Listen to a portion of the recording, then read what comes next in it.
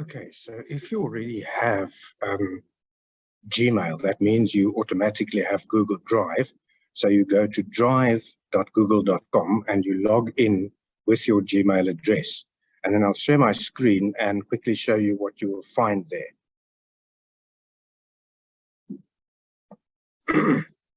In your case, this whole area will be vacant because that's the workspace where they put things. But what you will do then is you will go to New. And under New, you will select Google Forms and you will start a new form. And then what you need to do is give the form a name. And so we'll call the name Feedback on Teaching and Learning. Now it's going to be anonymous, so a student doesn't have to give their name. But what you may want to do is give the student, so this form is for us to obtain feedback on how you feel, how you have experienced teaching and learning in this course.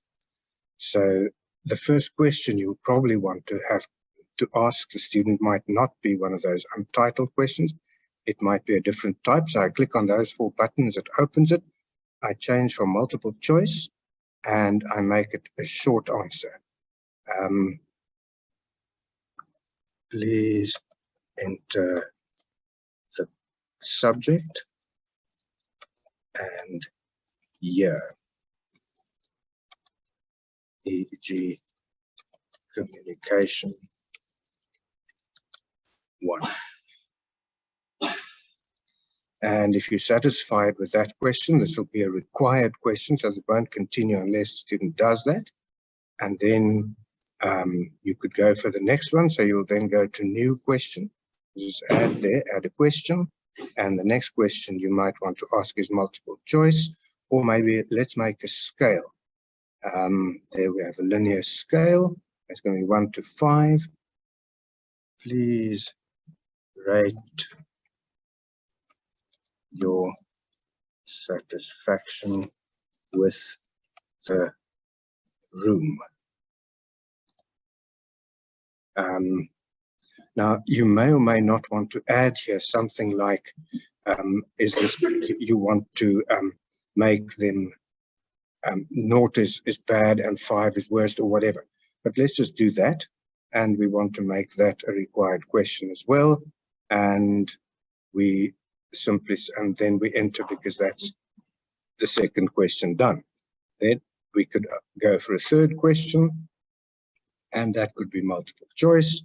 So you could have indicate your level of agreement,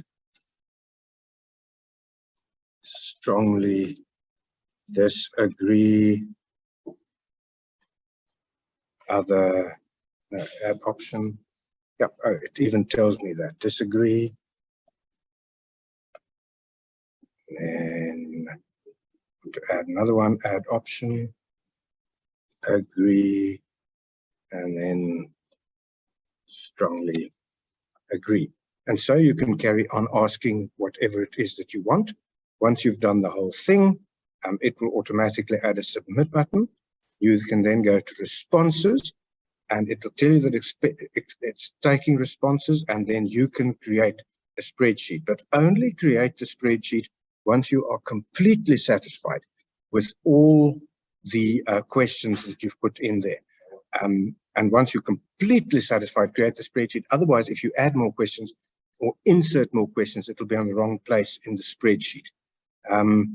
You don't have to worry about these things at the moment. There are just various options that you have.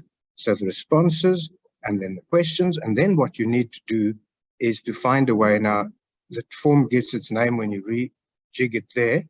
And then at the end, you need to send the students a link to the form. So you will go on send. You will select the link there.